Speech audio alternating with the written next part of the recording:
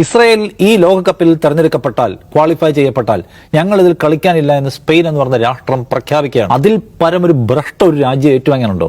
ആ രാഷ്ട്രത്തിന് നായകൻ യുഎനിൽ പോയി പ്രസംഗിക്കുമ്പോൾ പ്രതിനിധികളായ മറ്റു പല രാജ്യങ്ങളിലെയും പ്രതിനിധികൾ ഇറങ്ങിപ്പോവുകയാണ്. അതിൽ പലമൊരു ഭ്രഷ്ട് അനുഭവിക്കാനുണ്ടോ? നിങ്ങളുടെ കയ്യിലുള്ള ബോംബിട്ട് എത്രയോ പേരെ കൊന്നാലും നിങ്ങൾക്ക് ലോകത്തിനടുവിൽ നിങ്ങൾക്ക് വല്ല വില എന്താണ്?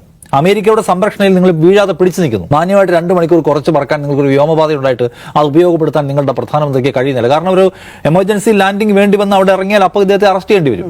ആ ഭയപ്പാടോടെയാണ് ജീവിക്കുന്നത്. നേരത്തെ ഉണ്ടായിരുന്ന പ്രിവിലേജസ് ഒന്നുമില്ല. രാജ്യങ്ങളുമായിട്ടുണ്ടായിരുന്ന മെച്ചപ്പെട്ട ബന്ധങ്ങൾ പലതും നഷ്ടപ്പെട്ടു. പല രാജ്യങ്ങളും ഇവരുമായിട്ടുള്ള നയതന്ത്ര ബന്ധങ്ങൾ അവസാനിപ്പിക്കുകയോ എംബസികൾ പൂട്ടിക്കളയുകയോ പോലും ചെയ്തു. അപ്പൊ ഇത് ഞാൻ പറഞ്ഞത് ഒരു നിർണായക സന്ധിയാണ്. കാരണം ഫലസ്തീൻ എന്ന രാഷ്ട്രം ആവശ്യമുണ്ടെന്നും അത് ഞങ്ങളുടെ ജന്മാവകാശമാണെന്നും പ്രഖ്യാപിച്ചവരാണ്. ഒക്ടോബർ 7 ആ അറ്റാക്ക് നടത്തിയ ആൾക്കാർ, തർക്കമില്ല. ആ അറ്റാക്ക് നടത്താനുണ്ടായ കാരണം ഞങ്ങളുടെ രാഷ്ട്ര ആശയത്തെ അവഗണിച്ചുകൊണ്ട് ഞങ്ങളെ ഇസ്രായേലിന്റെ അടിമത്തൊഴുത്താക്കി മാറ്റിയിട്ട് നിങ്ങൾ എല്ലാവരും കൂടി കെട്ടിപ്പിടിച്ച് ലോകം ഉണ്ടാക്കി പോകാൻ പോവാണോ? അപ്പോൾ ഞങ്ങളുടെ ഐഡന്റിറ്റിക്ക് എന്താണ് വില?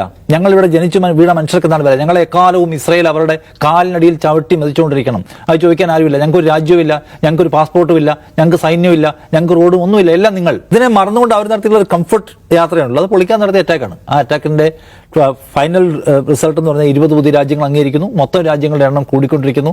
ഇസ്രായേൽ കൂടുതൽ ലോകത്ത് ഒറ്റപ്പെടുന്നതാണ് യാഥാർത്ഥ്യം.